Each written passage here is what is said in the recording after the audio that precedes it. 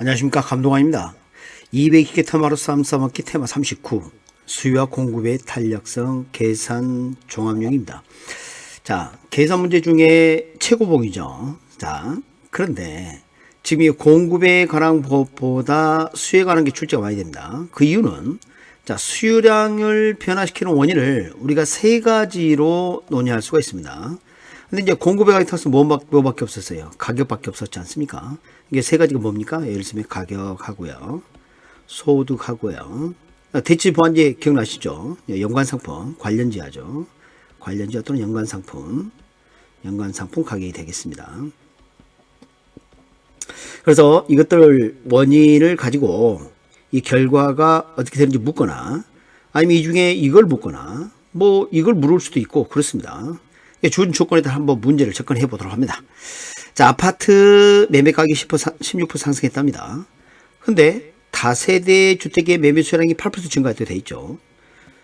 그리고 아파트 매매 수요량이 4% 감소했습니다. 자, 그러면 자 봅니다. 이건 증가했는데 이건 감소했죠. 여러분, 수요량을 대신하는 걸 뭐라 그랬어요? 대체제라고 그랬죠. 대체제. 근데 지금은 문제가 아파트 매매 수요의 가격 탄력성입니다. 그럼 이 가격은 무슨 가격일까요? 그렇습니다. 아파트 매매 가격이죠. 이게 16%가 분모로 들어가고요. 아파트 수요량이 분자, 4%가 분자 이렇게 들어가는 거죠. 그게 아파트 매매 수요 가격 탄력성입니다. 그럼 다세주택 매매 수요 교차 탄력성 어떻게 해야 될까요? 지금 결과가 뭔지를 알아야 합니다. 다세대 주택 매매 수요가 결과예요. 그러면 이 수요량에 영향을 미치는 것을 다세대 주택 가격이 아니라 연관 상품의 아파트 가격인 거죠. 그렇죠? 그러면 이제는 분모가 뭐가 들어가요? 아파트 가격이 들어가고 다세대 수요량이 얼마나 변했냐 이거죠. 그렇게 해서 계산할 수가 있겠습니다. 그래서 아파트에 대한 다세대 관계는 벌써 알 수가 있죠. 그 수요량을 대신하니까 대체라는 걸 알 수가 있겠습니다.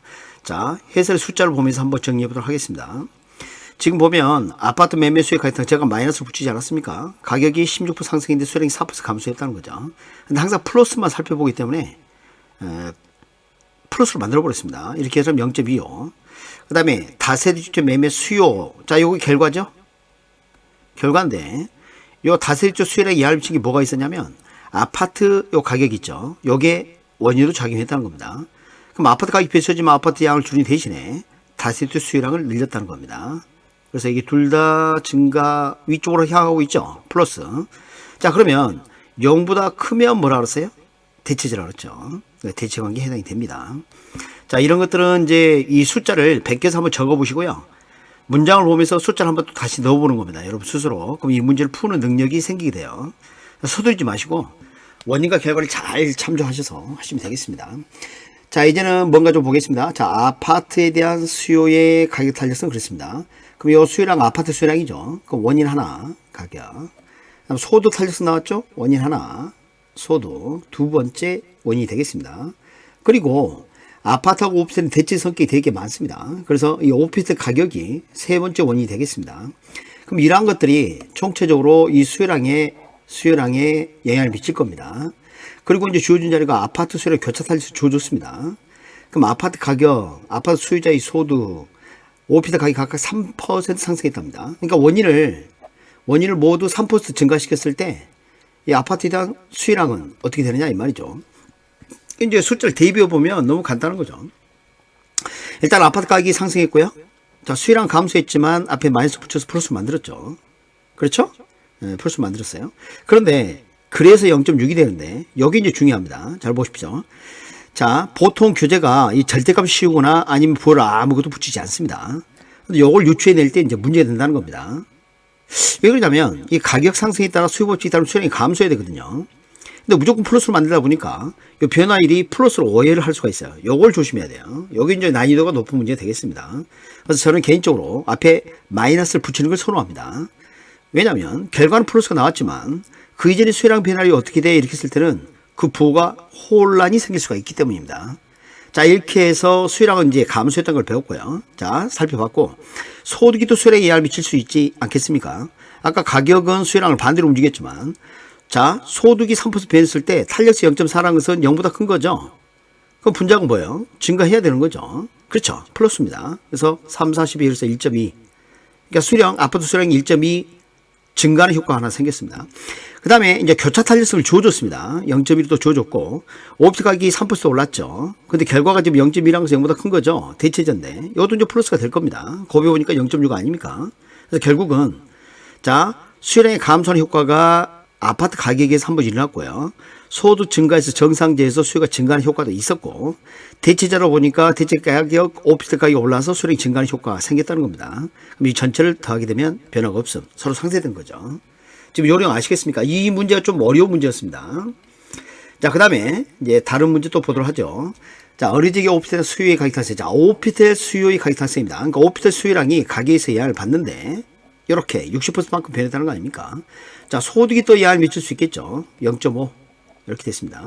근데 오피스텔 가격이 상승한과 동시에, 그럼 해당 지하의 가격이 일단 상승했죠. 근데 소득이 변하게 되면 또 수요량에 영향을 미칠 겁니다. 근데 전체 수요량이 1% 감소했대요. 그게 무슨 말이죠? 자, 가격 변화도 있었고, 두 번째, 소득 변화까지 있었음에도 불구하고, 전체 수요량이 1%란 겁니다. 그러면, 수요 가격 탄생에 따른 수요량 변화하고, 그 다음에 전체 수요량이 1% 되기 위해서는 어떻게 해야 수요량이 증가하거나 감소할 수 있을까? 소득의 변화율, 소득이 얼마 정도 변해야 그걸 알 수 있을까? 그리고 여기 좀 보면 정상적으로 그랬죠? 소득이 증가하게 되면 수요가 증가한다고 이렇게 볼 수 있겠죠. 자, 그러면 이걸 식을 한번 적어보면 말입니다. 생각보다 간단합니다. 자, 수요 가격 탈성, 가격이 변해서 수요량이, 자, 가격이 변해서 수요량이, 자, 봐요. 수요 가격 0.6이죠. 그럼 가격이 5% 상승했죠? 그럼 여기 앞에 말씀드린 것 같이 마이너스처럼 붙였단 말입니다. 그래서 5, 6, 30에서 3% 감소한다. 이게 중요합니다. 여기 좀 어렵죠. 그래서 무조건 절대값 씌우거나 플러스를 쓰게 되면 이런 과정을 잘못 유추해낼 수가 있습니다. 항상 염두에 두실 것은 수요 법칙을 잊지 마셔야 합니다. 그래서 이 수요량이 감소했습니다. 그런데 아까 뭐랬어요? 전체 수요는 1% 감소했다고 그랬죠? 그러면 여기는 3%가 감소하게 되는데 1%밖에 감소 안 했다면 다른 원인에 따라 수요량이 2% 증가해야 합니다. 근데 지금 유일한 원인이 하나 더 남았지 않습니까? 소득이죠. 근데 소득 탈에서 수요가 2% 증가하려면 또 소득 탈세 0.5니까 소득 0.5 조져 있죠? 자, 수요량 2% 증가하면 좋겠죠. 그리고 이게 어떻게 되냐 이 말이죠. 그러면 이것은 서로 바꿔서도 됩니다. 예를 들어서 어떻게 해볼까요? 2분의 10 이렇게 해볼까요? 2분의 10은 자 5죠. 근데 이걸 이렇게 바꿔줄 수 있겠죠? 자, 여기를 5로 하고 5분의 10 여기 2 어떻습니까? 이렇게 바꿔 써도 되는 거죠. 그래서 이렇게 바꿔 써가지고 계산을 하게 되면 2%를 0.5로 나누는 거죠. 그래서 4%이다 이렇게 되는 거예요. 소득 탈승. 그래서 결론은 수요량 증가에 따른 수요가 4% 감소했지만 소득이 X가 4% 증가하다 보니까 수요량이 2% 증가했다는 겁니다. 둘이 서로 상쇄되어서 결국은 전체 수요는 1% 감소하는 효과가 생기게 되겠죠. 그죠? 이렇게 해서 그래서 이 X 요걸 계산하는 것이 이제 관건입니다. 이런 부분을 좀 주의를 하셔야 합니다. 그러니까 이런 문제는 주의할 게 수요 법칙을 조심하셔야 합니다. 그래서 여기는 감소고 그렇죠? 그리고 여기는 자 정상제니까 플러스 이렇게 되겠죠. 자 이렇게 해서 지금 문제를 다시 한번 보시면 소득 변화를 물어봤다는 겁니다. 그래서 소득 변화를 찾으시면 되겠습니다.